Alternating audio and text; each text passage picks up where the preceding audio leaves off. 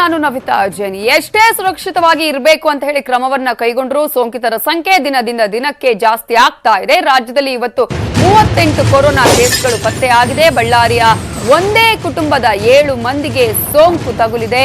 ಈಗಾಗಲೇ ಕರ್ನಾಟಕದಲ್ಲಿ 353ಕ್ಕೆ ಏರಿಕೆಯಾಗಿದೆ ಈ ಮೂಲಕ ಸೋಂಕಿತರ ಸಂಖ್ಯೆ.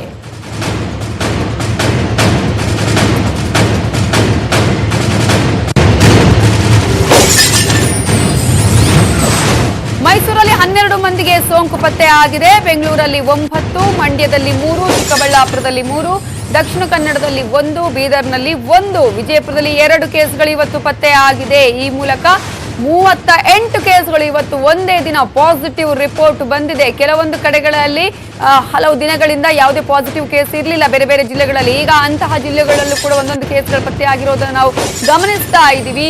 ಮೈಸೂರಲ್ಲಿ 12 ಮಂದಿಗೆ ಸೋಂಕು ಪತ್ತೆ ಆಗಿದೆ. ಇನ್ನು ಬೆಂಗಳೂರಲ್ಲಿ 9, ಮಂಡ್ಯದಲ್ಲಿ 3, ಚಿಕ್ಕಬಳ್ಳಾಪುರದಲ್ಲಿ 3, ದಕ್ಷಿಣ ಕನ್ನಡದಲ್ಲಿ 1, ಬೀದರಲ್ಲಿ 1, ವಿಜಯಪುರದಲ್ಲಿ 2 ಕೇಸ್ ಪತ್ತೆಯಾಗಿದೆ.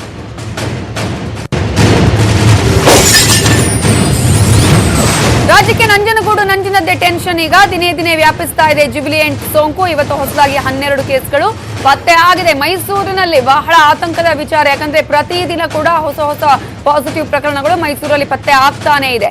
ಮೈಸೂರು ಜಿಲ್ಲೆಯನ್ನ ಕಾಡ್ತಾ ಇದೆ ನಂಜನಗೂಡಿನ ನಂಜು. ಮೈಸೂರಲ್ಲಿ ಇವತ್ತು ಒಂದೇ ದಿನ 12 ಕೇಸ್ಗಳು ಈಗ ಪತ್ತೆ ಆಗಿದೆ. 12 ಪ್ರಕರಣಗಳಲ್ಲಿ 11 ಕೇಸ್ ನಂಜನಗೂಡಿನದ್ದು. ಪೇಷಂಟ್ ನಂಬರ್ 52 ಸಂಪರ್ಕದಿಂದ ಈ 11 ಮಂದಿಗೆ ಸೋಂಕು ತಗುಲಿದೆ. ಪೇಷಂಟ್ ನಂಬರ್ 52 ಜುಬಿಲಿಯನ್ಸ್ ಫಾರ್ಮಾ ಕಾರ್ಖಾನೆಯ ನೌಕರ. ಈತನ ಸಂಪರ್ಕದಿಂದ ಮತ್ತೆ 11 ಮಂದಿಗೆ ಸೋಂಕು ತಗುಲಿದೆ.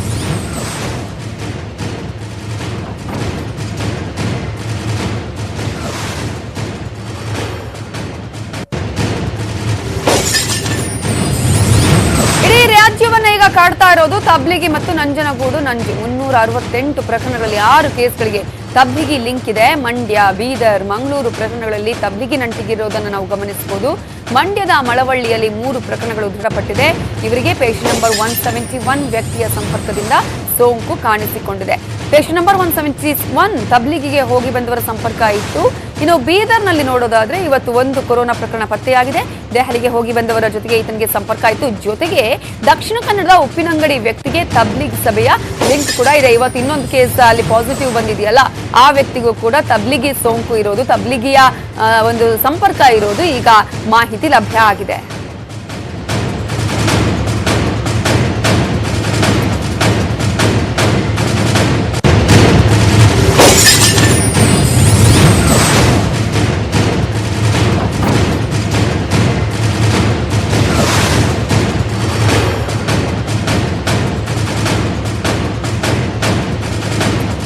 ಒಟ್ಟಾರೆ ಇವತ್ತು ನಾವು ಗಮನಿಸ್ತಾ ಇದ್ದೀವಿ 38 ಪ್ರಕರಣಗಳು. ಮೈಸೂರಲ್ಲಿ ಒಂದೇ ದಿನ 12 ಕೇಸ್ಗಳು. ಒಟ್ಟಾರೆ ಮೈಸೂರನ್ನ ನೋಡೋದಾದ್ರೆ ದಿನೇ ದಿನೇ ವ್ಯಾಪಿಸ್ತಾನೆ ಇದೆ ಈ ಒಂದು ಜುಬಿಲಿಯಂಟ್ ಸೋಂಕು.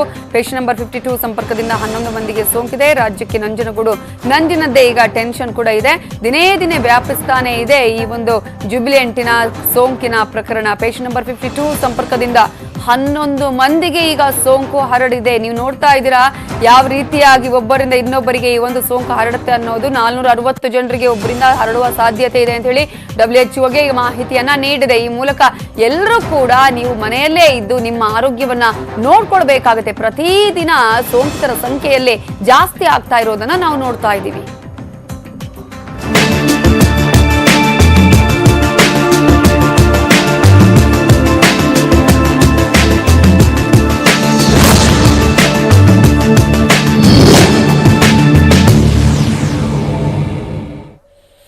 ಒಂದ್ ಕಡೆ ಕೊರೋನಾ ಸೋಂಕಿತರ ಸಂಖ್ಯೆ ದಿನದಿಂದ ದಿನಕ್ಕೆ ಜಾಸ್ತಿ ಆಗ್ತಾ ಇದ್ರೆ, ಇನ್ನೊಂದು ಕಡೆ ಈಗಾಗಲೇ ಲಾಕ್ಡೌನ್ ಕಠಿಣ ಆಗಬೇಕಾಗಿದೆ. ಇನ್ನೊಂದು ಕಡೆ ಲಾಕ್ಡೌನ್ ಕಂಟಿನ್ಯೂ ಆಗ್ತಾ ಇದೆ. ಇಂತಹ ಸಂದರ್ಭದಲ್ಲಿ ಮಕ್ಕಳನ್ನ ಯಾವ ರೀತಿಯಾಗಿ ತಮ್ಮ ದಿನವನ್ನು ಉಪಯೋಗ ಪಡಿಸುವಂತಹ ನಿಟ್ಟಿನಲ್ಲಿ ಪ್ರಯತ್ನಗಳನ್ನ ಮಾಡಬಹುದು ಅನ್ನುವಂತಹ ನಿಟ್ಟಿನಲ್ಲಿ ಪ್ರತಿದಿನ ನಿಮ್ಮ news 18 Kannada lockdown coaching class ಅನ್ನ ನೀಡ್ತಾ ಇದೆ. ತಜ್ಞರು ಸಾಕಷ್ಟು ವಿಚಾರಗಳನ್ನ ನಿಮ್ಮ ಮುಂದೆ ಇಡ್ತಾರೆ. ಹಾಗಾದ್ರೆ ಇವತ್ತಿನ ವಿಚಾರ ಲಾಕ್ಡೌನ್ ನಲ್ಲಿ ಮಕ್ಕಳನ್ನ ಹೇಗೆ ಖುಷಿ ಪಡಿಸೋದು, ಆಕರ್ಷಕ ಹವ್ಯಾಸಗಳು ಮಕ್ಕಳಿಗೆ ಎಷ್ಟು ಪೂರಕವಾಗಿರುತ್ತೆ, ಹವ್ಯಾಸಗಳ ಕಲಿಕೆ ಹೇಗೆ, ಅಭ್ಯಾಸವನ್ನ ಬೆಳೆಸಿಕೊಳ್ಳುವಂತಹ ಪ್ರಯತ್ನಗಳನ್ನ ಹೇಗೆ ಮಾಡಬೇಕಾಗುತ್ತೆ, ಇಂಟ್ರೆಸ್ಟ್ ಆಗಿ ಮಕ್ಕಳಿಗೆ ಈ ಒಂದು ವಿಚಾರಗಳನ್ನ ಇಂಟ್ರೆಸ್ಟ್ ಆಗಿ ಹೇಳುವಂತಹ ಬಗ್ಗೆ ಹೇಗೆ, ಅದರ ಪ್ರಯೋಜನಗಳು ಏನೇನು, ಮಕ್ಕಳಿಗೆ ಮುಂದೆ ಯಾವ ರೀತಿಯಾಗಿ ಉಪಯೋಗ ಆಗುತ್ತೆ, ಇವೆಲ್ಲದರ ಬಗ್ಗೆ ಲಾಕ್ಡೌನ್ ಕೋಚಿಂಗ್ ಕ್ಲಾಸ್ ಅಲ್ಲಿ ತಜ್ಞರು ಕೊಡ್ತಾರೆ ಟಿಪ್ಸ್.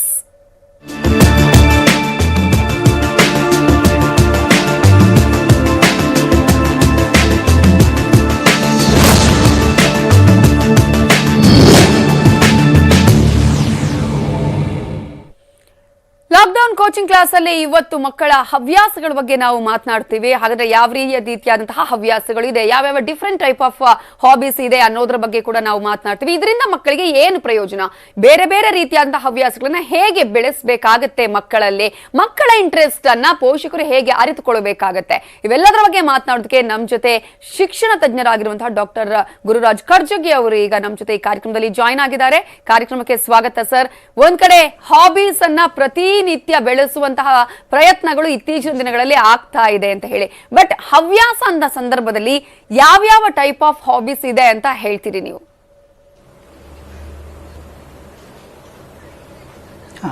ನಾನು ಸಾಮಾನ್ಯವಾಗಿ ಮಾಡುವಂತಹ ಚಿತ್ರಕಲೆಗಳಾಗ್ಲಿ, ಹಾಡುಗಳಾಗ್ಲಿ, ರಂಗೋಲಿಗಳಾಗ್ಲಿ, ತಂದೆ ತಾಯಿಗೆ ಅಡಿಗೆಯಲ್ಲಿ ಸಹಾಯ ಮಾಡೋದಾಗ್ಲಿ, ಇದ್ರ ಬಗ್ಗೆ ಜಾಸ್ತಿ ಹೇಳೋಲ್ಲ, ಅದೆಲ್ಲರೂ ಹೇಳಿರ್ತಾರೆ. ನಾನು ಕೆಲವು ವಿಶೇಷವಾದದ್ದನ್ನು ಹೇಳಬೇಕು ಅಂತ ಇದ್ದೇನೆ ಇವತ್ತು. ಒಂದು, ನಮ್ಮ ಮಕ್ಕಳು ಕೆಲವರು ಮನಸ್ಸು ಕೂಡಲ್ಲ, ಏಕಾಗ್ರ ಆಗಲ್ಲ, ಒಂದ್ ಕಡೆ ಕೂಡಲ್ಲ, ಚಂಚಲ, ಯಾವುದು ನೋಡಲ್ಲ, ರೆಸ್ಟ್ಲೆಸ್ ಆಗ್ತಾರೆ ಅಂತ. ಅದಕ್ಕೊಂದು ಬಹಳ ಒಳ್ಳೆ ಸಲಹೆ ಕೊಡ್ತಾರೆ, ಮನಃಶಾಸ್ತ್ರಜ್ಞರು ಕೊಡ್ತಾರೆ, ಶಿಕ್ಷಣ ತಜ್ಞರು ಕೊಡ್ತಾರೆ. ಈ ಬಲಗೈ ಬಳಸೋರು ಇರ್ತಾರಲ್ಲ, ರೈಟ್ ಹ್ಯಾಂಡರ್ಸ್ ಅಂತ ಇರ್ತಾರಲ್ಲ, ಅವ್ರಿಗೇನ್ ಮಾಡ್ಬೇಕು ಅಂದ್ರೆ ದಿನಕ್ಕೊಂದು ಅರ್ಧ ಗಂಟೆಯಿಂದ 3/4 ಗಂಟೆ ಸಾಯಂಕಾಲ ಊಟ ಆದ್ಮೇಲೆ ಬಲಗೈ ಕಟ್ಟಿಬಿಡ್ಬೇಕು, ವಸ್ತ್ರದಿಂದ ಕಟ್ಟಿಬಿಡ್ಬೇಕು. ಕಟ್ಟಿ ಆ ಟಿವಿ ಮುಂದೆ ಕೂತ್ಕೊಳ್ಳೋದಲ್ಲ, ಅವನಿಗೆ ಬೇರೆ ಕೂತ್ಕೊಂಡು ಒಂದು ಪೇಪರು ಪೆನ್ಸಿಲ್ ತಗೊಂಡು ಎಡಗೈಯಿಂದ ABCD ಬರೆಯೋಕೆ ಶುರು ಮಾಡ್ಬೇಕು. ಬಲಗೈ ಕಟ್ಟಿ ಬಿಡೋದು, ಎಡಗೈಯಿಂದ ABCD. ಅವನು ಎಡಗೈ ಹುಡುಗಾಗಿದ್ರೆ ಎಡಗೈ ಕಟ್ಟಿ ಬಲಗಡೆಯಿಂದ ಬರೆಸೋದು. ಆಮೇಲೆ ಅಷ್ಟೇ ಅಲ್ಲ, ಒಂದು ಹಳೆ ನ್ಯೂಸ್ ಪೇಪರ್ ಮೇಲೆ ಒಂದು ಮಾರ್ಕರ್ ಪೆನ್ ತಗೊಂಡು ಜಿಗ್ಜಾಗ್ ಲೈನ್ ಹಾಕಿ ಒಂದು ಕತ್ರಿ ಕೊಟ್ಟು ಆ ಲೈನ್ ಗುಂಟ ಕತ್ತರಿಸ್ತಾ ಹೋಗು ಅಂತ ಹೇಳೋದು, ಚಿತ್ರ ಕತ್ತರಿಸು ಅಂತ ಹೇಳೋದು. ಇದೇನಾಗತ್ತೆ ಅಂದ್ರೆ, ನಮ್ಮ ಮೆದುಳಲ್ಲಿ 2 ಭಾಗ ಇದೆಯಲ್ಲ, ಎಡಗಡೆ ಭಾಗ ಬಲಗಡೆ ದೇಹ ಕಂಟ್ರೋಲ್ ಮಾಡುತ್ತೆ, ಎಡಗಡೆ ದೇಹದ ಭಾಗವನ್ನು ಬಲಗಡೆ ಬ್ರೈನ್ ಕಂಟ್ರೋಲ್ ಮಾಡುತ್ತೆ. ನಾವು ಬರೀ ಬಲಗೈ ಬಳಸ್ತಾ ಇದ್ರೆ ಎಡಗಡೆ ಬ್ರೈನ್ ತುಂಬಾ ಚುರುಕಾಗಿರುತ್ತೆ, ಬಹುಶಃ ಬಲಗಡೆ ಅಷ್ಟು ಆಗೋಲ್ಲ. ಇದನ್ನು ಹೋಲ್ ಬ್ರೈನ್ ಥಿಯರಿ ಅಂತ ಕರೀತಾರೆ. ಎಡಗೈನು ಬಳಸೋಕ್ ಶುರು ಮಾಡಿದಾಗ ಬಲಗಡೆ ಬ್ರೈನ್ ಚುರುಕಾಗೋಕ್ ಶುರು ಆಗುತ್ತೆ, ಅವ್ರ ಹೈಪರ್ ಆಕ್ಟಿವಿಟಿ ಕಮ್ಮಿ ಆಗುತ್ತೆ. ಅದಲ್ದೇನೆ ಅವ್ರ ಬರವಣಿಗೆ ಚೆನ್ನಾಗುತ್ತೆ. ನಿಮ್ಗೆ ಗೊತ್ತಿರಬೇಕು, ಗಾಂಧೀಜಿ 2 ಕೈಯಿಂದಾನು ಬರೀತಾ ಇದ್ರು. ಅವ್ರು ಹೀಗೆ ಕೈ ಮುರಿದಾಗ ಬರೆಯೋ ಪ್ರಾಕ್ಟೀಸ್ ಮಾಡಿದ್ದು 2 ಕೈಯಿಂದನೂ ಬರೀತಾ ಇದ್ರು. ಇದೊಂದು ಬಹಳ ತಮಾಷೆ ಆಕ್ಟಿವಿಟಿ, ಮಕ್ಕಳಿಗೆ ಬಹಳ ಖುಷಿ ಆಗುವಂತ ಆಕ್ಟಿವಿಟಿ. ಇನ್ನೊಂದು ಸಣ್ಣ ಆಕ್ಟಿವಿಟಿ ಮಾಡಿ ತೋರಿಸ್ಬೇಕು ನಾನು ನಿಮಗಿಲ್ಲಿ. ಈ ಬಾಪುಟ ಇಲ್ಲಿ ನನ್ನ ಕೈಯಲ್ಲಿ ಒಂದು ಬಾಕ್ಸ್ ಇದೆ, ನೋಡಿದ್ಯಾ?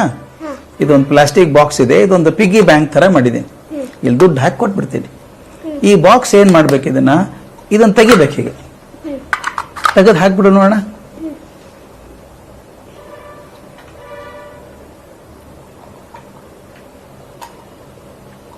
ಬಂತಾ? ಬರ್ತಾ ಇಲ್ವಾ? ಕೊಡು, ಇನ್ನೊಂದ್ಸಲ ತೋರಿಸ್ತೀನಿ, ನೋಡ್ಬಿಡು. ನೋಡು, ಈ ಪಿಗ್ಗಿ ಬ್ಯಾಂಕ್ ಮರಿಬೇಡ, ಹೀಗೆ ತೆಗಿಬೇಕು. ಹಾಕ್ಬಿಡು, ಈಗ ಹಾಕ್ಬಿಡು ನೋಡೋಣ. ಬಾಕ್ಸ್ ನಿನ್ನ ಕಡೆನೇ ಇದೆ, ನನ್ನ ಕಡೆ ಇಲ್ಲೇ ಇಲ್ಲ, ಆದ್ರೂ ಕಷ್ಟ ಅಲ್ಲ.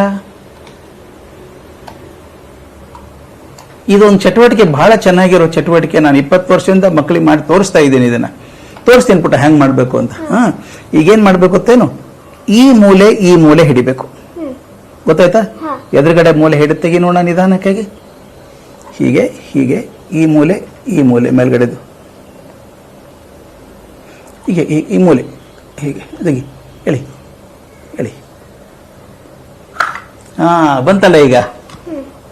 ಏನಾಯ್ತು ಗೊತ್ತಾ ಪುಟ್ಟ, ಇದು ಈಗ ತೆಗಿ ಅಂದಾಗ ಎಲ್ರು ಹೀಗೆ ಎಳಿತಾರೆ, ಏನಾದ್ರೂ ಬರಲ್ಲ ಅದು. ಯಾಕೆ ಗೊತ್ತಾ? ನಮ್ಮ ಸುತ್ತಮುತ್ತಲು ಇರುವಂತಹ ಎಲ್ಲಾ ವಸ್ತು ಸೈಡ್ ಹಿಡಿದೇ ತೆಗೆಯೋದು, ಮೂಲೆ ಹಿಡಿದು ತೆಗೆಯುವಂತಹದ್ದು ಯಾವುದಿಲ್ಲ. ಕಿಟಕಿ ಆಗ್ಲಿ, ಬಾಗಿಲಾಗ್ಲಿ, ಡ್ರಾವರ್ ಆಗ್ಲಿ, ಯಾವುದು ಸೈಡ್ ಹಿಡಿದು ತೆಗೆಯೋದಲ್ವಾ? ಅದಕ್ಕೆ ನಾನೇನ್ ಮಾಡಿದ್ದೆ, ಇದನ್ನ ಮೂಲೆ ಹಿಡಿದು ತೆಗೆಯುವಂತಹದ್ದು ಮಾಡಿದ್ದೆ. ಇದನ್ನ ಮೂಲೆ ಹಿಡಿದು ತೆಗೆದ್ಬಿಟ್ರೆ ಈಸಿಯಾಗಿ ಬರುತ್ತೆ, ಸೈಡ್ ಹಿಡಿದ್ರೆ ಬರಲ್ಲ. ಗೊತ್ತಾಯ್ತಾ ಪುಟ್ಟ ನಿನಗೆ? ತೆಗಿ ನೋಡೋಣ, ಮೂಲೆ ಹಿಡಿದು. ಇಲ್ಲಿ ಮೂಲೆ ಹಿಡಿದು ತೆಗಿ, ಮೂಲೆ ಬಿಗಿ ಇಡ್ಬೇಡ, ಇಲ್ಲ ಎಳ್ಕೊ. ಬಂತ ನೋಡು, ಮೂಲೆ ಹಿಡಿದ್ರಲ್ಲ, ಕರೆಕ್ಟ್. ಥ್ಯಾಂಕ್ ಯು ಪುಟ್ಟ, ಥ್ಯಾಂಕ್ ಯು. ಇದು ಯಾಕೆ ಮಾಡಿಸಿದೆ ಅಂತಂದ್ರೆ, ನಮ್ಮ ಹಿಂದಿನ ಅನುಭವಗಳೇ ನಮ್ಮನ್ನ ಕೆಲ್ಸಕ್ಕೆ ಹಚ್ಚೋದು. ನಮ್ಗೇನಿದ್ರು ಹಿಂದಿನ ಅನುಭವಗಳ ಮೇಲೆ ಆಗ್ಬೇಕು. ಅದಕ್ಕೆ ನಾನೇನ್ ಮಾಡ್ತೀನಿ, ಹೊಸ ಅನುಭವಗಳ ಪರೀಕ್ಷೆ ಆಗ್ಲಿ ಮಕ್ಕಳಿಗೆ ಅಂತ. ಒಂದು ಸಣ್ಣ ಎಕ್ಸಾಂಪಲ್, ಪೆನ್ ಇದೆ, ಇದನ್ನ ದಯವಿಟ್ಟು ಮಕ್ಕಳು ಮಾಡಬೇಕು. ಪೆನ್ ಬಳಸೋದು ಎದಕ್ಕೆ? ನಾವು ಬರೆಯೋದಕ್ಕೆ ಅಲ್ವಾ? ಬರೆಯೋದಕ್ಕೆ ಬಿಟ್ಟು ಪೆನ್ ಎದಕ್ಕೆ ಬಳಸಬಹುದು ಅಂತ ಬರೀರಿ, ಒಂದು ಲಿಸ್ಟ್ ಮಾಡಿ. ಪೆನ್ ಬಿಟ್ಟು ಏನ್ ಮಾಡಬೇಕು?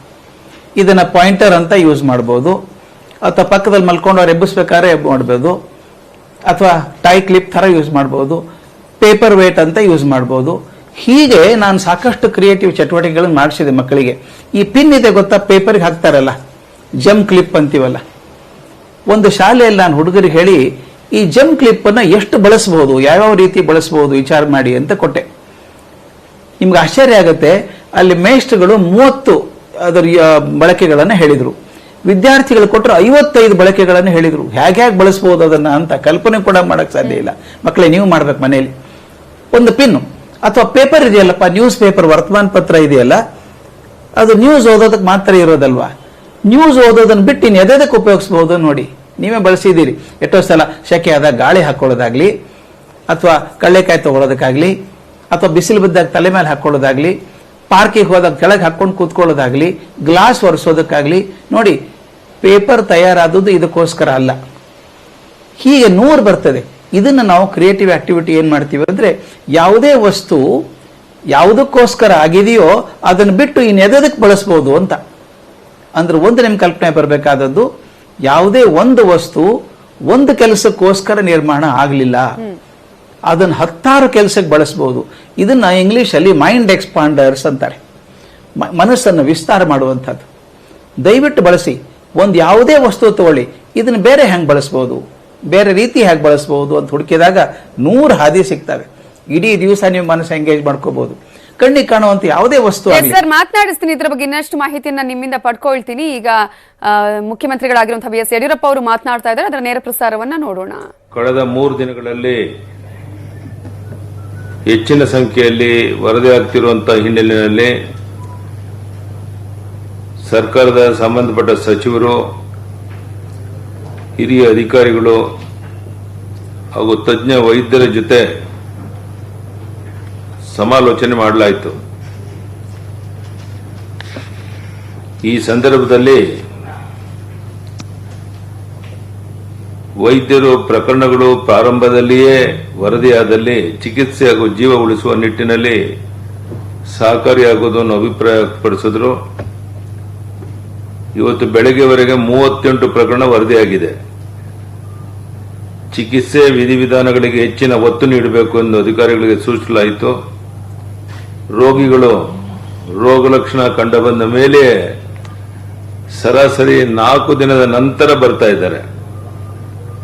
ಆದ್ದರಿಂದ ನಾನು ಕೈ ಜೋಡಿಸಿ ಆ ರೋಗಿಗಳಲ್ಲಿ ವಿನಂತಿ ಮಾಡ್ತೇನೆ, ರೋಗ ಲಕ್ಷಣ ಕಾಣಿಸಿಕೊಂಡ ಕೂಡಲೇ ವೈದ್ಯರನ್ನ ಸಂಪರ್ಕಿಸುವಂತೆ ಮನವಿ ಮಾಡುತ್ತೇನೆ. ಐಸಿಯುನಲ್ಲಿರುವ ವ್ಯಕ್ತಿಗಳ ಚಿಕಿತ್ಸೆಗೆ ಹೆಚ್ಚಿನ ಪ್ರಾಮುಖ್ಯತೆ ನೀಡುವುದಕ್ಕೆ ಹಾಗೂ ಅವರಿಗೆ ಕೆಲವು ವಿಶೇಷ ಪರೀಕ್ಷೆಗಳನ್ನು ನಡೆಸಲು ತೀರ್ಮಾನಿಸಲಾಯಿತು. ಜೊತೆಗೆ ಕೋವಿಡ್-19 ಚಿಕಿತ್ಸೆಗೆ ಸೂಕ್ತ ಮಾರ್ಗಸೂಚಿಯನ್ನು ಅನುಸರಿಸಲು ಸಹ ತೀರ್ಮಾನಿಸಲಾಯಿತು. ಪ್ಲಾಸ್ಮಾ ಚಿಕಿತ್ಸೆಗೆ ಐಸಿಎಂಆರ್ ಅನುಮತಿಗೆ ಕಾಯಲಾಗ್ತಾ ಇದೆ. ಜ್ವರ, ಶೀತ, ಉಸಿರಾಟ ತೊಂದರೆ ಇರುವವರು ಕೂಡಲೇ ಕೋವಿಡ್ ಪರೀಕ್ಷೆ ಮಾಡಿಸಿಕೊಳ್ಳುವ ಅಗತ್ಯವಿದೆ ಎಂದು ತಜ್ಞರು ಅಭಿಪ್ರಾಯಪಟ್ಟರು. ಇದಕ್ಕಾಗಿ ಪ್ರತ್ಯೇಕ ಆಫ್ ಅಭಿವೃದ್ಧಿಪಡಿಸಲಾಗ್ತಾ ಇದೆ. ಯಾವುದೇ ಪ್ರಕರಣ ವರದಿಯಾಗದೇ ಇರುವ ಜಿಲ್ಲೆಗಳಲ್ಲಿಯೂ ಈ ರೋಗ ಲಕ್ಷಣಗಳಿರುವ ವ್ಯಕ್ತಿಗಳು ಪರೀಕ್ಷೆ ನಡೆಸುವಂತೆ ಸೂಚಿಸಲಾಯಿತು. ಅಂದರೆ ಪ್ರತಿಯೊಂದು ಜಿಲ್ಲೆನಲ್ಲೂ ಬೇರೆ ಬೇರೆ ರೀತಿ ಅಲ್ಲಿ ತಾಲೂಕು ಆಸ್ಪತ್ರೆಯಲ್ಲಿ, ಜಿಲ್ಲಾ ಆಸ್ಪತ್ರೆಯಲ್ಲಿ ಏನು ಬೇರೆ ಬೇರೆ ಚಿಕಿತ್ಸೆಗೆ ಹೋಗಿ ಚಿಕಿತ್ಸೆ ಪಡೆದಿರ್ತಾರೆ, ಅಂಥವ್ರನ್ನು ಸಹ ಈ ಕೋವಿಡ್ ಇದೆ ಅಂತ ಅನುಮಾನ ಇರುವಂತ ಸಂದರ್ಭ ಇರೋದ್ರಿಂದ, ಉದಾಹರಣೆಗೆ ಕರ್ನಾಟಕದಲ್ಲಿ 11 ಜಿಲ್ಲೆ ಏನೂ ಯಾವುದೇ ಸೋಂಕಿಲ್ಲ ಅಂತ ಹೇಳಿದ್ದಾರೆ. ಆದರೆ ನಾವು ಚಿಕಿತ್ಸೆ ಟೆಸ್ಟ್ ಮಾಡಿದಾಗಲೇ ವಾಸ್ತವಿಕ ಸ್ಥಿತಿ ಗೊತ್ತಾಗುವಂತಹದ್ದು. ಅದಕ್ಕಾಗಿ ಅಲ್ಲೂ ಸಹ ಮಾಡಬೇಕು ಅಂತೇಳಿ ಹೇಳಿದೆ. ಪ್ರತಿ ಜಿಲ್ಲೆಯಲ್ಲಿ 2 ಹಾಗೂ ಪ್ರತಿ ವೈದ್ಯಕೀಯ ಕಾಲೇಜುಗಳಲ್ಲಿ 1 ಪರೀಕ್ಷಾ ಕೇಂದ್ರ ಸ್ಥಾಪಿಸುವಂತೆ ಐಸಿಎಂಆರ್ ಮಾರ್ಗಸೂಚಿ ಹೊರಡಿಸಿದೆ. ಈ ನಿಟ್ಟಿನಲ್ಲಿ ಏಪ್ರಿಲ್ ಅಂತ್ಯದೊಳಗೆ ಇನ್ನು 10 ಪ್ರಯೋಗಾಲಯಗಳನ್ನು ಸ್ಥಾಪಿಸುವುದಕ್ಕೆ ಕ್ರಮ ವಹಿಸಲಾಗುತ್ತೆ. ಲಾಕ್ಡೌನ್ ಸಡಿಲಗೊಳಿಸಿದ ನಂತರ ಪ್ರಕರಣಗಳ ಸಂಖ್ಯೆ ಹೆಚ್ಚಾದಲ್ಲಿ ಅವುಗಳನ್ನು ನಿಭಾಯಿಸುವ ಸಿದ್ಧತೆ ಮಾಡಿಕೊಳ್ಳಲು ಸಭೆಯಲ್ಲಿ ತೀರ್ಮಾನಿಸಲಾಯಿತು. ಜೊತೆಗೆ ವಿವಿಧ ಕಂಪನಿಗಳಲ್ಲಿ ಲಾಕ್ಡೌನ್ ಸಡಿಲಗೊಳಿಸುವ ಸಂದರ್ಭದಲ್ಲಿ ಥರ್ಮಲ್ ಸ್ಕ್ಯಾನರ್ ಮತ್ತಿತರ ಸರಳ ಪರೀಕ್ಷಾ ಪ್ರಕರಣಗಳ ಮೂಲಕ ತಮ್ಮ ಸಿಬ್ಬಂದಿಯಲ್ಲಿ ರೋಗ ಲಕ್ಷಣವಿದೆಯೇ ಎಂದು ಪ್ರತಿದಿನ ಪರೀಕ್ಷೆ ಮಾಡುವ ಅಗತ್ಯ ಇದೆ ಎಂದು ತಜ್ಞರು ಅಭಿಪ್ರಾಯಪಟ್ಟರು. ಈ ನಿಟ್ಟಿನಲ್ಲಿ ವಿವರವಾದ ಮಾರ್ಗಸೂಚಿ ಸಿದ್ಧಪಡಿಸುವುದಕ್ಕೆ ತೀರ್ಮಾನಿಸಲಾಯಿತು. ಆರೋಗ್ಯ ಸೇತು ಆಪ್ ಅನ್ನು ಹೆಚ್ಚಿನ ಸಂಖ್ಯೆಯಲ್ಲಿ ಜನರು ಡೌನ್ಲೋಡ್ ಮಾಡಿಕೊಳ್ಳಲು ಮನವಿ ಮಾಡಲು ತೀರ್ಮಾನಿಸಲಾಯಿತು. ಏಪ್ರಿಲ್ 21ರಂದು ಮತ್ತೆ ಸಭೆ ಸೇರಿ ಪರಿಸ್ಥಿತಿ ಅವಲೋಕಿಸಿ ಮುಂದಿನ ತೀರ್ಮಾನ ಕೈಗೊಳ್ಳಕ್ಕೆ ತೀರ್ಮಾನ ಮಾಡಲಾಯಿತು. ಒಂದು ಸಂತೋಷದ ಸಂಗತಿ ಅಂದರೆ ಕರ್ನಾಟಕ ಆಸ್ ಸೆಕೆಂಡ್ ಬೆಸ್ಟ್ ಕೋವಿಡ್-19 ಟೆಸ್ಟಿಂಗ್ ರೇಟಿಂಗ್ನಲ್ಲಿ ಈ ಕೋವಿಡ್ ರೇಟಿಂಗ್ ಟೆಸ್ಟ್ ಮಾಡೋದ್ರಲ್ಲಿ ಕರ್ನಾಟಕ ನಂಬರ್ 2 ಪ್ಲೇಸ್ ಇದೆ ನೋಡಿ. ಕೇರಳದಲ್ಲಿ 44.16ಕ್ಕೆ ಟೆಸ್ಟ್ ಮಾಡಿದ್ರೆ 1 ಪಾಸಿಟಿವ್ ಬರ್ತಾ ಇದೆ. ಕರ್ನಾಟಕದಲ್ಲಿ 43.56ಕ್ಕೆ ಟೆಸ್ಟ್ ಮಾಡಿದ್ರೆ 1 ಪಾಸಿಟಿವ್ ಬರ್ತಾ ಇದೆ. ಅಂದ್ರೆ we are in number 2 place. ಸ್ವಲ್ಪ ಸಮಾಧಾನ ತರುವಂತ ಸಂಗತಿ. ಇದು ನಿಮ್ಮ ಗಮನಕ್ಕೆ ನಾನು ತರ್ತಾ ಇದ್ದೇನೆ. 17,168 ಟೆಸ್ಟ್ ಮಾಡಿದ್ದೀವಿ ಟೋಟಲ್ ಟೆಸ್ಟ್ ಕರ್ನಾಟಕ. ಇದುವರೆಗೆ 17,168 ಟೆಸ್ಟ್ಗಳನ್ನ ಮಾಡಿದ್ದೇವೆ ಅಂತೇಳಿ ತಮ್ಮ ಗಮನಕ್ಕೆ ತರಕ್ಕೆ ಇಷ್ಟಪಡ್ತೇನೆ.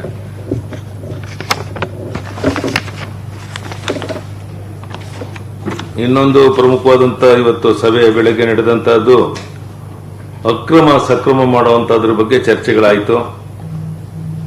ರಾಜ್ಯದಲ್ಲಿ ಹಲವಾರು ಅನಧಿಕೃತ ಬಡಾವಣೆಗಳು ಮತ್ತು ಕಟ್ಟಡಗಳಿಗೆ ಸರ್ಕಾರ ಎಲ್ಲ ರೀತಿಯ ಮೂಲ ಸೌಕರ್ಯಗಳನ್ನು ಒದಗಿಸಿದೆ.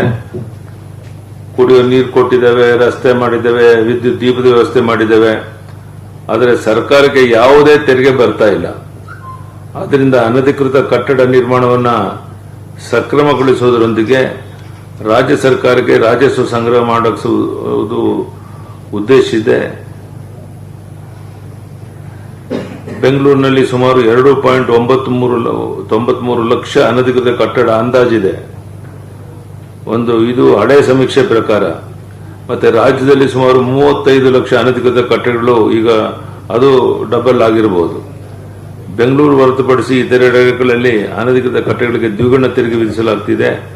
ಕಾನೂನಿನಡಿ 50%ರವರೆಗೆ ನಿರ್ಮಾಣ ನಿಯಮ ಉಲ್ಲಂಘನೆಗೆ 6%ರವರೆಗೆ ಅದಕ್ಕಿಂತ ಹೆಚ್ಚಿನ ಉಲ್ಲಂಘನೆ ಮಾರುಕಟ್ಟೆ ಮೌಲ್ಯದ 25%ರವರೆಗೆ ದಂಡ ವಿಧಿಸಲು ಅವಕಾಶ ಇದೆ. ಇಂದಿನ ಸಭೆಯಲ್ಲಿ ಅನಧಿಕೃತ ಆಸ್ತಿಗಳ ಸಕ್ರಮಕ್ಕೆ ಸಂಬಂಧಿಸಿದ ಮಾರ್ಗಸೂಚಿಗಳನ್ನು ಪುನರ್ರಚಿಸಲಿಕ್ಕೆ ತೀರ್ಮಾನಿಸಲಾಗಿತ್ತು. ಇತರ ರಾಜ್ಯಗಳಲ್ಲಿ ಕೈಗೊಂಡಿರುವ ಕ್ರಮಗಳ ಅಧ್ಯಯನ ನಡೆಸಿ ನಂತರ ಕುಂತು ಚರ್ಚೆ ಮಾಡಿ ಒಂದು ಅಂತಿಮ ತೀರ್ಮಾನಕ್ಕೆ ಬರಬೇಕು ಅಂತ ತೀರ್ಮಾನ ಆಯಿತು. ನಗರಾಭಿವೃದ್ಧಿ ಇಲಾಖೆ ಒಂದು ವಾರದ ಒಳಗಾಗಿ ಹೊಸ ಮಾರ್ಗಸೂಚಿಯನ್ನು ಸಹ ಅವರು ಕೊಡೋರಿದ್ದಾರೆ. ಇದಿಷ್ಟು ಇವತ್ತು ಚರ್ಚೆಯಾದಂಥ ಸಂಗತಿ. ಇದು ನಿಮ್ಮ ಗಮನಕ್ಕೆ ತರಕ್ಕೆ ನಾನು ಇಷ್ಟಪಡ್ತೇನೆ. ಸರ್, ಮತ್ತೆ ಇದು ರ್ಯಾಪಿಡ್ ಟೆಸ್ಟ್ ಕಿಟ್ಗಳು ಎಷ್ಟಿದೆ ಸರ್ ಈಗ? ಯಾಕೆಂದ್ರೆ ರ್ಯಾಪಿಡ್ ಟೆಸ್ಟ್ ಕಿಟ್ ಅಂದ್ಬಿಟ್ಟು 2 ಲಕ್ಷ ಮತ್ತೆ ಅವ್ರು ತರಿಸಬೇಕು ಅಂತ ನಿನ್ನೆ ಟಾಸ್ಕ್ ಫೋರ್ಸ್ ಅಲ್ಲಿ ತೀರ್ಮಾನ ಆಗಿದೆ. ಯಾವಾಗ ಬರುತ್ತೆ? ಇನ್ನು ಡಿಲೇ ಆಗುತ್ತಾ? ಈಗ ಎಷ್ಟಿದೆ ಸರ್? ಈಗ ರ್ಯಾಪಿಡ್ ಟೆಸ್ಟ್ 1 ಲಕ್ಷಕ್ಕೆ ಈಗ ಆಲ್ರೆಡಿ ಆರ್ಡರ್ ಮಾಡಿದೀವಿ. ಈಗ ಏರ್ಪೋರ್ಟ್ ಬಂದಿದೆ ಅಂತ ನಮ್ಮ ACS ಅವರು ಹೇಳ್ತಾ ಇದ್ರು. ಎಲ್ಲದಕ್ಕಿಂತ ಬಹಳ ಅಕ್ಯುರೇಟ್ ಟೆಸ್ಟಿಂಗ್ ಇರೋದು ನಮ್ಮ ರಿಯಲ್ ಟೈಮ್ PCR ಟೆಸ್ಟ್. ಅದು ನಾವು ಮಾಡ್ತಾ ಇದ್ದೀವಿ. ಅದು 100% ಅಕ್ಯುರೇಸಿ ಇರ್ತದೆ. ಆದರೆ ಇದು ಜನರಲಿ ಇವತ್ತು ಏನು ಆಂಟಿಬಾಡೀಸ್ ಉತ್ಪತ್ತಿ ಆಗಿದೆ ಇಲ್ವಾ ಅಂತ ನೋಡ್ಲಿಕ್ಕೆ ಮಾತ್ರ ಈ ಒಂದು ರ್ಯಾಪಿಡ್ ಟೆಸ್ಟ್ ಅನ್ನ ಅಳವಡಿಸುವಂಥದ್ದು. ಮತ್ತೆ ಇನ್ನೊಂದು IT ಕಂಪನಿಗಳಿಗೇನೋ ಏಪ್ರಿಲ್ 20ರ ನಂತರ ಸ್ವಲ್ಪ ಸಡಿಲ ಮಾಡ್ತೀರಾ ಅಂತ ಇದೆ. ಇದೆಲ್ಲ ಇನ್ನೊಂದು 3-4 ದಿವಸದ ಬೆಳವಣಿಗೆಯನ್ನು ನೋಡಿಕೊಂಡು ಕೇಂದ್ರ ಸರ್ಕಾರದ ಮಾರ್ಗಸೂಚಿ ಪ್ರಕಾರ ಯಾವ್ಯಾವ್ದಕ್ಕೆ ಏನೇನು ರಿಲ್ಯಾಕ್ಸೇಷನ್ ಮಾಡಬೇಕು, ಕನ್ಸ್ಟ್ರಕ್ಷನ್ ವರ್ಕ್ ಅವಕಾಶ ಮಾಡಿಕೊಡ್ಬೇಕು, ಇದೆಲ್ಲವೂ ಚರ್ಚೆ ಆಗ್ತಾ ಇದೆ. 20ನೇ ತಾರೀಕು ಕುಂತ್ಕೊಂಡು ಇದೆಲ್ಲ ಬೆಳವಣಿಗೆಗಳನ್ನು ನೋಡಿಕೊಂಡು ಅಂತಿಮ ತೀರ್ಮಾನವನ್ನು ತಗೊಳ್ತೇವೆ. ಕೇಂದ್ರ ಸರ್ಕಾರ ಏನೇನು ನಮ್ಮ ಸೂಚನೆ ಕೊಟ್ಟಿದೆ ಅದರ ಆಧಾರದ ಮೇಲೆ ವಿಶೇಷವಾಗಿ ಸಣ್ಣ ಕೈಗಾರಿಕೆಗಳು ಪ್ರಾರಂಭ ಆಗಬೇಕು ಅನ್ನೋದು ಅಪೇಕ್ಷೆ. ಅದಕ್ಕೆ ಯಾವ ರೀತಿ ಅನುಕೂಲ ಮಾಡಿಕೊಡ್ಬೇಕು ಇದ್ರ ಬಗ್ಗೆ ಚರ್ಚೆ ಮಾಡ್ತಾ ಇದ್ದೇವೆ. ಕನ್ಸ್ಟ್ರಕ್ಷನ್ ಲೇಬರರ್ಸ್ಗೂ ಅನುಕೂಲ ಮಾಡಿಕೊಡ್ಬೇಕು. ಅದ್ರ ಒಂದು ಷರತ್ತು ಅಂದ್ರೆ ಅವರ ಏರಿಯಾದಲ್ಲಿ ಎಲ್ಲಿ ಕನ್ಸ್ಟ್ರಕ್ಷನ್ ಮಾಡ್ತಿರ್ತಾರೆ ಅಲ್ಲೇ ಅವ್ರಿಗೆ ಎಲ್ಲ ರೀತಿಯ ಸವಲತ್ತುಗಳನ್ನು ಒದಗಿಸಿ ಅಲ್ಲೇ ಅವ್ರಿಗೆ ವಾಸದ ವ್ಯವಸ್ಥೆ ಮಾಡಬೇಕು ಅನ್ನುವಂಥ ಕಂಡೀಷನ್ ಒಂದಿಗೆ ಅದು ಒಂದು ಮಾಡಬೇಕು ಅಂತಿದೆ. ಇದೆಲ್ಲವೂ ಸಹ 20ನೇ ತಾರೀಕು ಅಂತಿಮ ತೀರ್ಮಾನವನ್ನು ತಗೊಳ್ತಾ ಇದ್ದಾರೆ. ಕಳೆದ 2-3 ದಿನಗಳಿಂದ ನಗರದಲ್ಲೇ ಹೆಚ್ಚು ಪ್ರಕರಣಗಳು ಪತ್ತೆ ಆಗ್ತಿದ್ದಾವೆ. ಈ ಸಂದರ್ಭದಲ್ಲಿ ಇಂಥ ಒಂದು ನಿರ್ಧಾರ ಸರಿ ಅನ್ಸುತ್ತೆ? ಅಲ್ಲ, ಅದಕ್ಕೋಸ್ಕರ ನಾನು ನಿಮ್ಗೆ ಹೇಳ್ತಾ ಇರೋದು, ಇನ್ನೂ 3-4 ದಿವಸ ನೋಡ್ತೇವೆ ಯಾವ ರೀತಿ ನಾವು ಇದನ್ನು ಪ್ರಿಕಾಷನರಿ ಮೆಷರ್ಸ್ ತಗೋಬೇಕು, ಹೆಂಗೆ ಏನು ತಿಳ್ಕೊಂಡು ಇನ್ನೂ 3-4 ದಿನ ಏನೇನು ಬೆಳವಣಿಗೆ ಆಗುತ್ತೆ ಇದನ್ನು ಕಾದು ನೋಡಿ 20ನೇ ತಾರೀಕು ಕೇಂದ್ರದ ಮಾರ್ಗಸೂಚಿಯಲ್ಲಿ ಯಾವುದನ್ನು ಮಾಡಬೇಕು ಯಾವುದನ್ನು ಮಾಡಬಾರದು ಅನ್ನುವಂಥ ಚರ್ಚೆಯನ್ನ ಮತ್ತೊಮ್ಮೆ ಎಲ್ಲ ಎಕ್ಸ್ಪರ್ಟ್ ಜೊತೆಗೆ ಕುಂತು ಚರ್ಚೆ ಮಾಡಿ ಅಂತಿಮ ತೀರ್ಮಾನ ತಗೊಳ್ತೇವೆ. ಇದಿನ್ನೂ ಚಿಂತನೆ ಇದು ನಡೀತಾ ಇರುವಂತದ್ದು, ಇನ್ನು ಯಾವುದೇ ತೀರ್ಮಾನ ತಗೊಂಡಿಲ್ಲ. ಈ ದಿಕ್ಕಿನಲ್ಲಿ ಯೋಚನೆಯನ್ನ ಮಾಡ್ತಾ ಇದ್ದೇನೆ. ಟೆಸ್ಟ್ ದಿನದಿಂದ ದಿನಕ್ಕೆ ಜಾಸ್ತಿ ಆಗ್ತಾ ಇದೆ ಅಂತ ಟೆಸ್ಟ್ ಮಾಡೋ ಸಂಖ್ಯೆ ಸುಮಾರು 2,000 ಪ್ರತಿನಿತ್ಯ ಟೆಸ್ಟ್ ಮಾಡ್ತಾ ಇದ್ದೀವಿ ಇವತ್ತು ಪ್ರತಿನಿತ್ಯ. Thank you friends. ಅಲ್ಲ, ಅದನ್ನ ಸುಪ್ರೀಂ ಕೋರ್ಟ್ಗೆ ಒಂದು ನಾವೇನ್ ಮಾಡಬೇಕು ಅಂತಿದ್ದೇವೆ ಅನ್ನೋದನ್ನ ರೆಡಿ ಮಾಡಿ ಒಂದು ಪ್ರಪೋಸಲ್ ಕೊಟ್ಟು ಸುಪ್ರೀಂ ಕೋರ್ಟ್ ಕನ್ವಿನ್ಸ್ ಮಾಡುವಂತ ಪ್ರಯತ್ನ ಮಾಡ್ತಾರೆ. Thank you sir.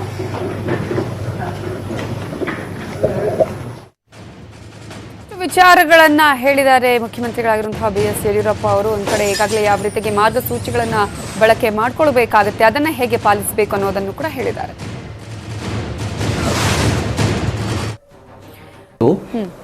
ಮೊಬೈಲ್ ಇಟ್ಕೊಳ್ಳಿ, ವಿಡಿಯೋ ಆನ್ ಮಾಡ್ಕೊಳ್ಳಿ, ನೀವೇನ್ ಪಾಠ ಕಲ್ತಿದ್ದೀರಿ ಅದನ್ನೇ ಇನ್ನೊಬ್ಬರಿಗೆ ಮೇಷ್ಟ್ರು ಕಲಿಸಿದ ರೀತಿಯಲ್ಲಿ ಕಲಿಸೋಕೆ ಶುರು ಮಾಡಿ. ರೆಕಾರ್ಡ್ ಮಾಡ್ಕೊಳ್ಳಿ. ರೆಕಾರ್ಡ್ ಮಾಡ್ಕೊಳ್ಳೋದು ಉತ್ಸಾಹ ಇರುತ್ತೆ, ಹೆಂಗ್ ಕಾಣುತ್ತೆ ನೋಡ್ಬೇಕು ಅಂತ. ನಿಮ್ ವಿಷಯವನ್ನೇ ಮೊಬೈಲ್ ಅಲ್ಲಿ ಹೇಳಿ, ಪಾಠ ಮಾಡಿ, ಅದನ್ನ ಕೇಳಿ ವಾಪಸ್ಸು. ಕೇಳಿದಾಗ ನನ್ನ ಧ್ವನಿ ಏರಿಳಿತ ಸರಿ ಇತ್ತಾ, ಮಾತು ಸ್ಪಷ್ಟ ಇತ್ತಾ ಅನ್ಕೊಂಡಾಗ 2 ಕೆಲಸ ಆಗುತ್ತೆ. ಒಂದು ವಿಷಯ ಜ್ಞಾನನೂ ಆಗುತ್ತೆ, 2ನೇದು ನಿಮ್ಮ ಮಾತಿನ ಸ್ಪಷ್ಟತೆ ಬರ್ತದೆ, ಮಾತು ಒಳ್ಳೆ ಮಾತುಗಾರರಾಗ್ತೀರಿ ಅಂತ. ಬರವಣಿಗೆ ಬರೆಯೋರು ಯಾರಿದ್ರೆ ಚೆನ್ನಾಗಿ ಬರೀರಿ, ಅದನ್ನ ಏನ್ ಬರೀತೀರಿ ಹ್ಯಾಂಡ್ ರೈಟಿಂಗ್ ಚೆನ್ನಾಗಿ ಮಾಡಿ ಒಂದು ಫೋಟೋ ತೆಗೀರಿ, ಅದನ್ನ ಫೋಟೋ ತೆಗೆದು ಕಳಿಸ್ಕೊಡಿ ಮೇಷ್ಟ್ರಿಗೆ, ಇಷ್ಟು ಚೆನ್ನಾಗಿ ಬರೆದಿದೆ ನೋಡಿ ಸರ್ ಒಂದು ಪೇಜು ಅಂತ. ಅಥವಾ ನಿಮ್ಮಲ್ಲಿ ಸೈನ್ಸ್ ವಿದ್ಯಾರ್ಥಿಗಳು ಚಿತ್ರ ತೆಗೆಯೋದಿರುತ್ತೆ ಬೇಕಾದಷ್ಟು, ಆ ಚಿತ್ರವನ್ನು ಚಂದ ಮನಸ್ಸಿಟ್ಟು ಬಿಡಿಸಿ ಅದನ್ನ. ಇನ್ನೊಂದು ಅತ್ಯಂತ ಸೃಜನಶೀಲ ಕೆಲಸ ನಾನು ಹೇಳೋದು ಪೇರೆಂಟ್ಸ್ ಮಕ್ಕಳಿಗೆ ಅಂತಂದ್ರೆ, ಈ ಕಥೆಗಳ ಅಂತ್ಯ ಬದಲಾಯಿಸೋದು ಅಂತ. ನಾವೆಲ್ಲ ತುಂಬಾ, ನಾನು ಇವನ್ ಹಾರ್ವರ್ಡ್ ಅಲ್ಲಿ ಕೂಡ ಪಾಠ ಮಾಡಿದ್ದೀನಿ ಅದನ್ನ. ಕಥೆಗಳ ಅಂತ್ಯ ಬದಲಿ ಮಾಡೋದು. ಈಗ ಶ್ರವಣ್ ಕುಮಾರ್ ಕಥೆ ಇದೆ, ಎಲ್ಲ ಕೇಳಿದ್ದೆ. ಅಪ್ಪ ಅಮ್ಮನ ಹೊತ್ಕೊಂಡು ಹೋಗ್ತಾನೆ ಶ್ರವಣ್ ಕುಮಾರ್ ಬುಟ್ಟಿಯಲ್ಲಿ, ದಶರಥ ಬಂದ್ ಬಾಣ ಬಿಟ್ಟಾಗ ಶ್ರವಣ್ ಕುಮಾರ್ ಸತ್ತು ಹೋಗ್ತಾನೆ, ಅವಾಗ ಶ್ರವಣನ್ ತಂದೆ ಶಾಪ ಕೊಡ್ತಾನೆ ಅಂತ. ಇದನ್ನು ಸ್ವಲ್ಪ ಬದಲಾಯಿಸ್ಬಿಡಿ, ಅಂತ್ಯನೇ ಬದಲಾಯಿಸ್ಬಿಡಿ. ಶ್ರವಣ್ ಕುಮಾರ್ ಸಾಯೋಲ್ಲ, ಶ್ರವಣ್ ಕುಮಾರ್ ಗಾಯ ಆಗಿರುತ್ತೆ, ಔಷಧಿ ಕೊಡ್ತಾನೆ, ಅದು ನಿಮ್ಮ ಕಲ್ಪನೆ ಮೂಲಕ ಕತೆ ಬೆಳೆಸಿ ನೋಡೋಣ ಹೇಗಿರ್ತದೆ ಅಂತ. ಅದ್ಭುತ ಕಲ್ಪನೆ ಆಗ್ಬಿಡುತ್ತೆ ಅದು. ಅಥವಾ ಹರಿಶ್ಚಂದ್ರನ ಕತೆ ತಗೊಂಡಿದೀವಿ ನಾವು. ಗಂಡ ಹೆಂಡತಿ ಮಕ್ಕಳನ್ನ ಮಾರಾಟ ಮಾಡ್ಬಿಡ್ತಾನೆ, ತಾನು ಸುಡುಗಾಡು ಕಾಯಕ್ ಹೋಗ್ತಾನೆ ಅಂತ. ಆಗ ಹೆಂಡತಿ ಮಗನ್ ಹೆಣ ತಗೊಂಡ್ ಬಂದಾಗ ಅವ್ನ್ ಪರ್ಮಿಷನ್ ಕೊಡಲ್ಲ ಅಂತ ಆಗತ್ತೆ. ಅವ್ನ್ ಪರ್ಮಿಷನ್ ಕೊಟ್ಟ ಅಂತ ಇಟ್ಕೊಳ್ಳಿ, ಏನಾಗ್ತಿತ್ತು ಅಂತ ಕಲ್ಪನೆ ಮಾಡೋಣ. ಈ ಇಮ್ಯಾಜಿನೇಷನ್ ಇದೆಯಲ್ಲ, ಬಹಳ ಚಂದ ಬರ್ತದೆ ಇದು ಮಾಡೋದಂಥದ್ದು. ಇನ್ನೊಂದು ಸುಲಭ ಚಟುವಟಿಕೆ ಮಕ್ಕಳಿಗೆ ಮಾಡೋದು ತುಂಬಾ ಕ್ರಿಯಾಶೀಲವಾದದ್ದು ಅಂದ್ರೆ, ಈಗ ನಾವು ಪಕ್ಷಿಗಳಿಗೆ ಪ್ರಾಣಿಗಳಿಗೆ ನೀರು ಆಹಾರ ಕೊಡಬೇಕು ಅಂತ ಒಂದಿದೆ, ಬಿಸಿಲು ಪ್ರದೇಶ ಬೇರೆ. ಏನ್ ಮಾಡ್ಬೋದು ಗೊತ್ತಾ, ನಾನೊಂದು ಮಾಡಿ ಇಟ್ಟಿದ್ದೇನೆ ನೋಡಿ ಹೇಗೆ ಅಂತ. ನೀವು ಪ್ಲಾಸ್ಟಿಕ್ ಬುಟ್ಟಿ ತಗೊಂಡು ತೂಗ್ ಹಾಕೋದು ಬೇಡ, ಪ್ಲಾಸ್ಟಿಕ್ ಬೇಡ ಅಂತಿದೀವಿ ನಾವು. ಮನೆಯಲ್ಲಿ ತೆಂಗಿನಕಾಯಿ ಬಳಸಿದ್ಮೇಲೆ ಆ ಕರಟ ಇರುತ್ತಲ್ಲ, ಚಿಪ್ ಇರುತ್ತಲ್ಲ, ಆ ಚಿಪ್ ಹೆಂಗಿರುತ್ತಲ್ಲ, ಅದಕ್ಕೇನ್ ಮಾಡ್ಬೇಕು, ಕೆಳಗಡೆ ಒಂದು ರಬ್ಬರ್ ಬ್ಯಾಂಡ್ ಹಾಕ್ಬಿಡ್ಬೇಕು. ಹೀಗೆ ಕೆಳಗಡೆ ಒಂದು ರಬ್ಬರ್ ಬ್ಯಾಂಡ್ ಹಾಕಿ ಇದಕ್ಕೆ 4 ದಾರ ಕಟ್ಟಿ ತೂಗ್ ಹಾಕ್ಬಿಡಿ. ಇದಕ್ಕೆ 4 ದಾರ ಕಟ್ಟಿ ತೂಗ್ ಹಾಕಿ, ಇನ್ನೊಂದು ಕರಟನು ಹಾಗೆ ತೂಗ್ ಹಾಕ್ಬಿಡಿ. ಒಂದರಲ್ಲಿ ಕಾಳು ಒಂದರಲ್ಲಿ ನೀರಿಡಿ. ಎಷ್ಟು ಚಂದ ಮಕ್ಕಳು ಪ್ರಾಣಿಗಳು ಖುಷಿ ಹಾಕೋತಾ, ನ್ಯಾಚುರಲ್ ಇದೆ ಅದು. ಇನ್ನೊಂದು ನಿಮ್ಮ ಇದು ಆರೆಂಜ್ ಬರುತ್ತಲ್ಲ, ಆರೆಂಜ್ ಬಂದದ್ದನ್ನ ಆರೆಂಜ್ ಸೆಂಟರ್ದಲ್ಲಿ ಕಟ್ ಮಾಡೋದು ಮುಂದೆ ಮೇಲಿಂದ ಅಲ್ಲಿ ತೆಗೆದ್ಬಿಡಿ ಸಿಪ್ಪೆನ. ಆ ಸಿಪ್ಪೆಗೆ 4 ಕಡೆ ದಾರ ಹಾಕಿ ತೂಗ್ ಹಾಕಿ, ನಾನು ಹಾಕಿದ್ದೀನಿ ಮನೆ ಮುಂದೆ. ಎಷ್ಟು ಚೆನ್ನಾಗಿದೆ ಗೊತ್ತಾ, ಪಕ್ಷಿಗಳು ಆ ಸಿಪ್ಪೆ ಕೂಡ ತಿಂತವೆ, ಎಷ್ಟು ಚೆನ್ನಾಗಿದೆ ಅದು. ಆಮೇಲೆ ಇನ್ನೊಂದು ಕೆಲಸ, ನಾನು ತೂಗ್ ಹಾಕೋತಿದ್ದು ಹೇಳಿದ್ದಲ್ಲ, ಮಕ್ಕಳು ನೀರು ಕೊಡೋದಕ್ಕೆ ಅದೆಲ್ಲನು. ಮಾವಿನ ಹಣ್ಣು ತಿನ್ನೋದು ನಾನು ಗುಜರಾತ್ ಅಲ್ಲಿ ನೋಡಿದ್ದು. ಈ ಸಲ ಪ್ರಯತ್ನ ಮಾಡಿ ನೋಡಿ, ಮಾವಿನ ಹಣ್ಣು ಬಂದಿದೆ ಹೇಗಿದ್ರು. ಮಾವಿನ ಹಣ್ಣು ಅಡ್ಡ ಇಡ್ಬೇಕು, ಈಗ ಅಡ್ಡ ಮಾವಿನ ಹಣ್ಣು ಇಟ್ಟು ಚಾಕು ತಗೊಂಡು ಹೀಗೆ ಕಟ್ ಮಾಡಬೇಕು. ಅಡ್ಡ ಇಟ್ಟು ಪೂರ್ತಿ ಕಟ್ ಮಾಡಿ ತಿರುಗಿಸಿ ಕಟ್ ಮಾಡಿದಾಗ ಬೀಜದವರೆಗೂ ಕಟ್ ಮಾಡಬೇಕು. ಮಾಡಿ ಹಿಂಗೆ ತಿರುಗಿಸ್ಬಿಟ್ರೆ ಬಂದ್ಬಿಡುತ್ತೆ ಕರೆಗದು, ಪೂರ್ತಿ ಹೀಗೆ ಬರುತ್ತೆ. ನೀವು ಪಕ್ಕ ಐಸ್ ಕ್ರೀಮ್ ತಿನ್ಬೋದು, ಒಂದು ಚಮಚದಿಂದ ಹಿಂಗೆ ಪೂರ್ತಿ ತಿನ್ಬೋದು. ಆ ಮಾವಿನ ಹಣ್ಣು ಒಡಿಲಾರ್ದೆ, ಕೈಯೆಲ್ಲ ಕೆಸರು ಮಾಡ್ಕೊಳ್ಳಾರ್ದೇನೆ, ರಾಡಿ ರಸ ಹಚ್ಕೊಳ್ಳಾರ್ದೇನೆ ಸ್ಪೂನಿಂದ ತಿಂದಿಟ್ಟು ಬಿಡ್ಬೋದು. ಅದೇ ರೀತಿ ಈ ಕಡೆನ ತಿಂದ್ರೆ ಇವೆರಡು ಸಿಪ್ಪೆ ಇದಾವಲ್ಲ, ಎಷ್ಟು ಚೆನ್ನಾಗಿದೆ ಗೊತ್ತಾ. ಇದನ್ನು ತೂಗ್ ಹಾಕ್ಬೋದು ನೀವು ಪಕ್ಷಿಗಳಿಗೆ ನೀರು ಮಾಡೋದಕ್ಕೆ ಅಂತ. ಹೇಳ್ತಾ ಹೋದ್ರೆ ಸಾಕಷ್ಟು ಆಮೇಲೆ ಇನ್ನೊಂದು ಚಟುವಟಿಕೆ ನಾನು ಆಲೋಚನೆಗಳಿಗೆ ನಾವು ತೆರೆಯುವಂತಹ ಪ್ರಯತ್ನಗಳನ್ನ ಮಾಡ್ಕೊಳ್ಬಹುದು ಅಂತ ಹೇಳಿ. ಸರ್, ಸಮಯದ ಅವಕಾಶ ಸ್ವಲ್ಪ ಕಡಿಮೆ ಇದೆ, ಸಾಕಷ್ಟು ವಿಚಾರಗಳನ್ನ ನಮ್ಮ ಜೊತೆ ಹಂಚಿಕೊಂಡಿದ್ದೀರಾ. ಮುಂದಿನ ಕಾರ್ಯಕ್ರಮದಲ್ಲಿ ಇನ್ನಷ್ಟು ಇಂತಹ ಮಾಹಿತಿಗಳು ನಿಮ್ಮಿಂದ ಪಡ್ಕೊಳ್ಳುವಂತಹ ಪ್ರಯತ್ನವನ್ನ ಮಾಡ್ತೀವಿ. Thank you so much sir, ನಮ್ಮ ಕಾರ್ಯಕ್ರಮದಲ್ಲಿ ಜಾಯ್ನ್ ಆಗಿದ್ದಕ್ಕಾಗಿ. ಓಕೆ, ಯಾವ ರೀತಿಯಾಗಿ ನಮ್ಮ ಹವ್ಯಾಸಗಳನ್ನೇ ನಾವು ಎಷ್ಟೋ ಸಂದರ್ಭದಲ್ಲಿ ಅದನ್ನ ಪ್ರೊಫೆಷನ್ ಆಗಿ ತೆಗೆದುಕೊಳ್ಳುವವರ ಸಂಖ್ಯೆ ಕೂಡ ಜಾಸ್ತಿ ಇದೆ. ಹಾಗಾಗಿ ಮಕ್ಕಳನ್ನ ಅವರ ಹವ್ಯಾಸ ಮಾಡೋದಕ್ಕೆ ಬಿಡಿ ಅಂತ ಹೇಳ್ತಾ ಇವತ್ತಿನ ಲಾಕ್ಡೌನ್ ಕೋಚಿಂಗ್ ಕ್ಲಾಸ್ ಅನ್ನ ಮುಗಿಸ್ತಾ ಇದ್ದೀವಿ. ಮತ್ತೆ ಸೋಮವಾರ ಇದೇ ಸಮಯಕ್ಕೆ ಬೇರೆ ವಿಷಯದೊಂದಿಗೆ ನಿಮ್ಮ ಮುಂದೆ ಹಾಜರಾಗ್ತೀವಿ. ನೋಡ್ತಾ ಇರಿ ನ್ಯೂಸ್ 18 ಕನ್ನಡ, ಜಾಲ ನಮ್ಮದು, ಬಲ ನಿಮ್ಮದು.